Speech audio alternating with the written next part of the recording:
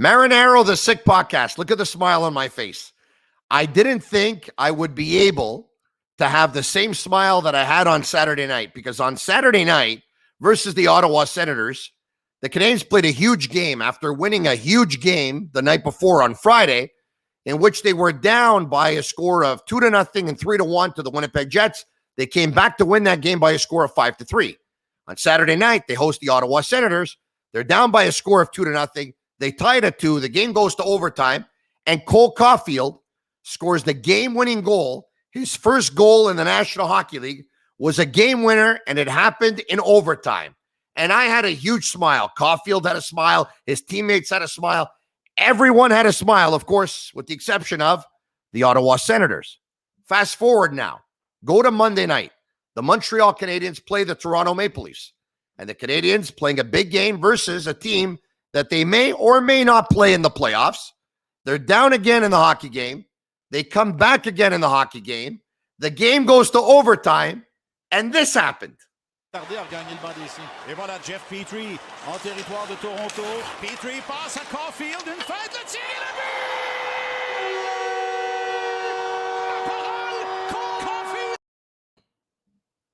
That's it. That's it. Once a goal scorer, always a goal scorer. He's done it at every level. It's the Sick Podcast. And this show is brought to you by Essentia, the world's only natural memory foam mattress. Go to myessentia.com/sickpod and see why Essentia is the mattress of choice for many athletes, including over 25% of professional hockey players. Use code SICKPOD for a free pillow with your purchase. Essentia, beyond organic sleep. And I don't know if Cole Caufield has put the opposition to sleep, but everyone is aware now. The kid, in terms of his scoring ability, is as good as advertised. And this is unbelievable to think what he's been able to do, right? When he scored on Saturday night versus the Ottawa Senators, he became the second player in Montreal Canadiens history, rookie, to score his first NHL goal in overtime. He became the youngest player or the youngest rookie in Montreal Canadiens history to score a goal in overtime. And on Monday night versus Toronto, he became the youngest rookie in Montreal Canadiens history to score overtime winners in consecutive games. Like I can't believe this is they're going to make a movie out of this. I'm telling you, they're going to make a movie out of this. Now, I have to tell you, just what does Cole Caufield do to people, do to a city, do to a fan base, do to people covering the team for a living? I'm going to tell you what he does. So we're going through some home renovations right now. We have been for the past couple of weeks. We took one kitchen down. We actually took two kitchens down. We're moving one kitchen. We're getting another one installed, and we've been doing all kinds of work around the home. And I've been picking up all kinds of boxes, emptying the kitchen cabinets, putting stuff away. And all of a sudden on Monday night, before the puck drops for the Canadiens and the Toronto Maple Leafs, I'm lying down on my bed, and I can't move. And I'm not talking about I can't move because I didn't want to move. Obviously, I had pulled a muscle, right? During these home renovations, I'm not a manual labor kind of guy, okay? So I've been doing manual labor, and I obviously pulled a muscle. All right, so I'm there. I'm watching the game. I'm in some pain because I pulled a muscle. But you know what? I said, all right, well, what do you want to do? It happens, right? So I'm like, do I take some medication here? Do I take some medication? Anyway, I'm stalling. I'm waiting. I'm watching the game, and this game goes to overtime. And I'm like, let me see Cole Caufield again in overtime. And I knew we were going to see him if Toronto wasn't going to score first or if Montreal wasn't going to score first. But I knew that Dominic Ducharme was going to play him in overtime after all. He played him on Saturday night. He scored the game-winning goal. It's only wise to play him, and he's a goal scorer, right?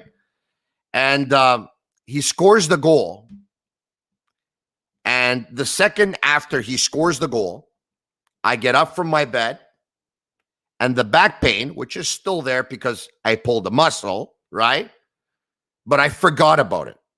I forgot about the pain in my back. That's what Cole Caufield did. And Montreal Canadiens fans, you want to know what's even better? Not only did the Montreal Canadiens beat the Toronto Maple Leafs, and beat them by a score of 3-2 in overtime, what's even better is that the Ottawa Senators did the Montreal Canadiens a favor, and the Ottawa Senators beat the Winnipeg Jets by a score of 2-1. So now, taking a look at the standings in the North, Winnipeg is in third in the North. The Canadiens are in fourth. They have the same amount of points with 5 games left in the regular season. Winnipeg has the advantage because they have 3 more wins than the Montreal Canadiens. But the Canadiens, 2 teams going in completely opposite directions right now. The Canadiens, 3 wins in a row. The Winnipeg Jets, 7 straight losses. They look like a team that is out of gas. And Montrealers, are you tired of going to the gas station? Use Fuel It service, whether you're at home, work, or anywhere in between. Download the Fuel It Canada app today. Fuel It, bringing gas to the 21st century. So right now, you have the Winnipeg Jets with an empty tank. You have the Montreal Canadiens with a full tank. And the Canadiens, they know what time it is. It's time for the Fuel It Canada app, right? Hopefully, the Winnipeg Jets don't hear about it, and they don't gas up, and they run out of gas. So it's an amazing story. And I got to tell you, whether the Canadiens finish fourth and play the Toronto Maple Leafs in the first round, that's going to be an amazing story. If the Canadiens manage to get into third and they play the Edmonton Oilers, who they match up so well against, that could be an amazing story. And if things go the way Montrealers want it to go, or Torontonians want it to go, or Leafs fans and Canadiens fans, these 2 teams haven't played each other since 1979. If they're not going to play each other in the first round, if the Canadiens finish third, wouldn't it be awesome if the Canadiens beat the Edmonton Oilers, the Toronto Maple Leafs beat the Winnipeg Jets, and then they end up facing each other in the second round? And what's more amazing is that the Canadiens are doing this without Carey Price, without Shea Weber, without Brendan Gallagher, without Thomas Tatar, without Paul Byron, and without Jonathan Drouin. There is $35 million on the cap that is out of the lineup right now for the Montreal Canadiens. And without those players, and minus the $35 million on the cap, the Montreal Canadiens have won their last 3 hockey games against Winnipeg, against Ottawa, against Toronto, on home ice where they usually struggle, in 3 games in which they trailed in all 3. It's unbelievable. I mean, if you were betting on this to happen, you would make big money. And if you're going to bet, do it and place your bets on MyBookie. Go to mybookie.ag/The Sick Podcast and use code SickPicks for a 50% deposit bonus. Bet, win, get paid. What were the odds of Cole Caufield scoring the game-winning goal on Saturday night, followed up by Cole Caufield scoring the game-winning goal on Monday night? But this, if you go to MyBookie and you put $10 on Caufield scoring the winner, I would imagine that you're going to make pretty good money out of this. I would imagine you're going to make pretty good money. Anyway, what a game. What a story. So many catalysts for the Montreal Canadiens, who 4 minutes, just over 4 minutes into the hockey game, trailed by a score of 1-0 when Nylander and Galchenyuk set up Morgan Riley, who's at the point. Galchenyuk goes to the net. Sherratt tries to tie him up or get him out of the way. Galchenyuk creates a good enough screen so that for it to make its way through traffic and beat Jake Allen. And the Toronto Maple Leafs, after period number 1, have a 1-0 lead. They go to period number 2. The Canadiens on the power play. Beautiful. Petrie to Suzuki. The other night when they tied the game versus the Ottawa Senators on Saturday night, it was Suzuki with a saucer pass to Toffoli, and he one time slapped it past Gustafsson. On Monday night, it was Suzuki, again with a saucer pass to Toffoli, and he snaps it. Bang, bang play. Campbell doesn't even have a chance to go from left to right. By the time he goes right, the puck's already in and out. It was absolutely beautiful. Make it 28 goals on the season now for Tyler Toffoli. Now, look, there's a lot of lethal duos in the National Hockey League. McDavid and Draisaitl, I get it. Matthews and Marner, I get it. But Nick Suzuki and Tyler Toffoli are Montreal's 1-2 punch. The setup guy, the shooter who's a scorer. It's amazing to watch. Speaking of scores, 16 minutes or 15 and a half minutes after the Canadiens tie that game at 1 in period number 2, it's Thornton to Muzzin. Muzzin shoots a puck from the point. Austin Matthews is trying to create a screen in front of Jake Allen. He's tied up by Joel Edmondson, somewhat, but not enough. Matthews, with that unbelievable eye-hand coordination that he has, is able to redirect it and put it by Jake Allen. Speaking of which, though, Jake Allen made a couple of stops on a breakaway tonight. I don't know if there's a better goalie on a breakaway, but on a couple of occasions, it was actually Romanov, who I thought struggled tonight, by the way, on Monday night. Romanov, on a couple of occasions, he lost his man. They got behind him, and they broke away. And Jake Allen made some huge, huge stops in this hockey game. Huge stops. You know, both teams rang one off the post. Cole Caufield, by the way, in period number 1, rang one off the crossbar. And but Jake Allen he held the fort. And they go to the third period, and the Canadiens are looking to tie this game up. And with, a minute 52 left in regulation, Dominic Ducharme pulls his goalie. And with Jake Allen pulled, and Petrie was on the ice, Suzuki was on the ice, Toffoli was on the ice, Danault was on the ice. And hold on a second here. Who am I forgetting? Yoel Armia's on the ice. And listen, the Canadiens, they did what they had to do. It's a couple of times now late in a hockey game that they find a way when they pull the goalie that they score a big goal. And this was a big one. It goes from Petrie to Suzuki. Suzuki fakes that wrist shot that he's had a lot of success with over the past couple of weeks in particular. He passes to Phil Danault, who's on the side of the net. Danault, fantastic.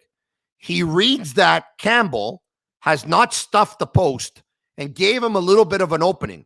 So what does he do? He goes to jam it home, and he puts it by Campbell, who, by the way, looked a little unorthodox in this game. Even when he was making a save. I mean, he made one save where Kotkaniemi took a wrist shot. He juggled it. The puck just lay there. Josh Anderson tried to hit it off of Campbell and score a goal. And Campbell, who had his right pad closest, actually swung his left pad, and it hit the left pad, and he was able to stop it anyway. He doesn't look very sure of himself, but you have to hand it to him. For the most part, he's been getting the job done this season, but not on this occasion. On this occasion, Philip Danault, who, by the way, has had a lot of success versus Austin Matthews, for the most part, he plays him pretty tight. Matthews has a lot more success against other players than he does against the Canadiens and against Danault. Anyway, Danault is able to jam it home, tying the game with, what was it? I said it was a minute 52, but I think it was 52 seconds left in regulation. And the game goes to overtime. The game goes to overtime, and the Canadiens taking, they finally found something that works, right? And what they found that works is if they win the opening faceoff and they get possession of the puck, and they're going up against the better players on the other team, like the Matthews and the Marners of the world, what they do is they just hold on to the puck.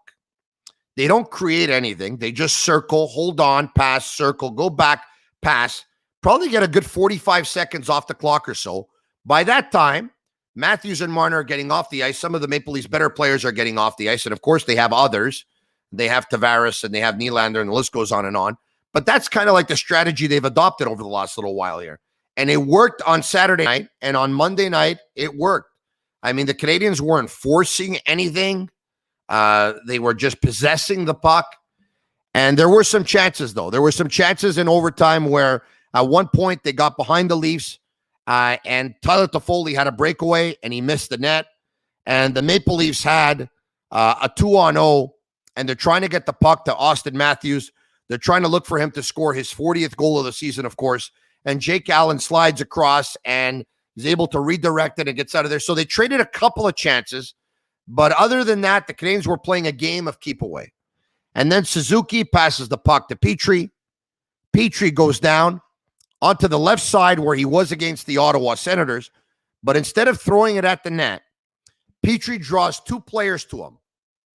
John Tavares, and he also draws William Nylander.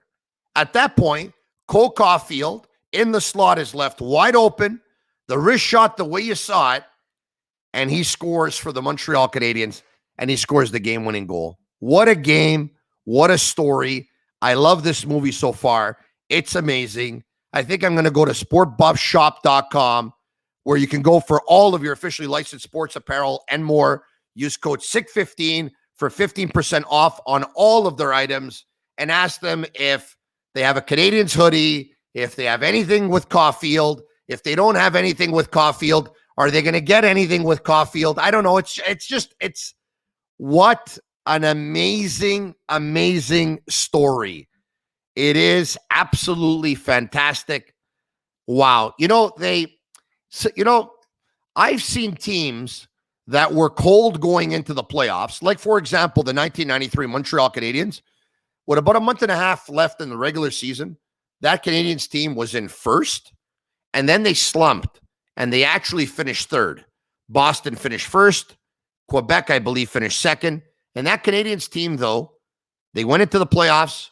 They lost the first two games versus the Quebec Nordiques, and then all of a sudden, boom, they won the next four games. They beat the Nordiques in 6. They played the Buffalo Sabres in round 2. They swept them 4-0. They played the New York Islanders in round 3. They beat them in 5. They went to the Stanley Cup final versus Los Angeles. They lost game 1 by a score of 4-1. Muller was on Gretzky. Carbonneau went to Jacques Demers. He said, you know what? Give me the assignment. I'll shut Gretzky down. He limited the damage the rest of the series. He said, let the offensive players be the offensive players. Muller produced. Jean Leclerc produced. Bellows produced. They all produced. Stéphane Lebeau, Paul DiPietro, list goes on and on. Canadiens won the Stanley Cup. So, people say you need to be hot going into the playoffs. You don't need to be hot. I've seen cold teams win. I've seen hot teams win. But clearly, you have to say, though, the Canadiens turning it up now at the right time with 3 straight wins, coinciding with the Winnipeg Jets losing 7 games in a row. Look, I would love to see Montreal-Toronto. I think the Canadiens are going to give them a series. Could you imagine now, too, what this does to the pride of some of the older players, right? I'm sure the older players and the veterans are very, very happy that the Montreal Canadiens have won 3 games in a row, right? I'm sure they're very happy. But at the same time, you're Carey Price. You're watching Jake Allen play the way he's played. What do you think you're saying to yourself? When I get back in there, I have to be better. I don't want to let down my teammates. You're Brendan Gallagher, and he only knows how to play one way, so you don't have to worry about it. He's going to go in there, and he's going to go to work. You're Thomas Tatar, and you're going to say, hey, I got to produce. I got to score more. Look at Cole Caufield. In 2 games, he scored 2 goals, and both were game-winning goals. Paul Byron is going to say, hey, look at youngster Jake Evans and the way he's playing. If I get in that lineup, I need to be better. Shea Weber is going to say that during his absence, Jeff Petrie took his game up 2 levels and is now playing. He's playing like a Norris Trophy defenseman. Now, he's not going to win it because he went through a period of about a month or a month and a half where, his play dipped. But, Weber's going to say to himself, I need to be better. I owe it to these guys. So I think it's really good news for the Canadiens the way they're going right now. The only unfortunate thing in all of this is that fans were not in the stands to see Cole Caufield score in overtime on Saturday versus Ottawa, and fans weren't in the stands to see Cole Caufield score the game winner in overtime versus the Toronto Maple Leafs on Monday night. Because I'm telling you, if the fans were in the stands, the building would have shook on Saturday. And if it was still standing up, it was going to shake again on Monday night. That's the only downfall to all of this. It's the only thing that kind of makes it, it's too bad. Other than that, this is amazing. This young player, who's a jolt of youthful enthusiasm, who's so refreshing, he's giving the Montreal Canadiens exactly what they needed at the time that they needed it. He has not only reinvigorated his teammates, he's reinvigorated the fan base. The fan base is happy again. They're excited again. And now, even if something special doesn't happen between now and the end of the year, or it doesn't happen in the playoffs, they're excited what the future holds for Cole Caufield, and hopefully for the Montreal Canadiens, with Caufield being a Montreal Canadian for a long, long time. How does that 15th pick overall in the draft of a couple of years ago look now, huh? He was slated to go in the top 10. He dipped because he's small in stature. But let this be, a lesson to everyone. Scoring goals is the toughest thing in hockey to do.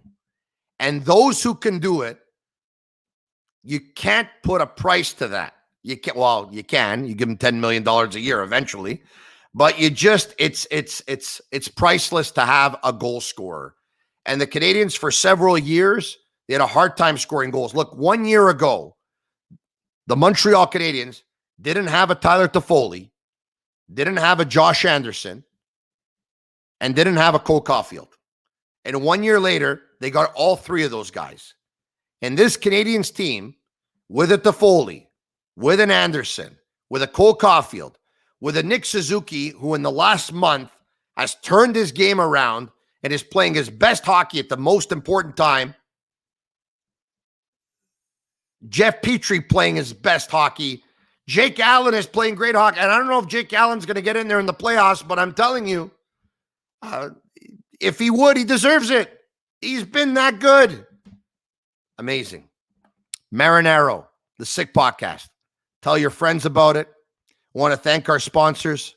It's brought to you by Essentia, the world's only natural memory foam mattress. It's brought, we want to thank Fuel It and the Fuel It Canada app.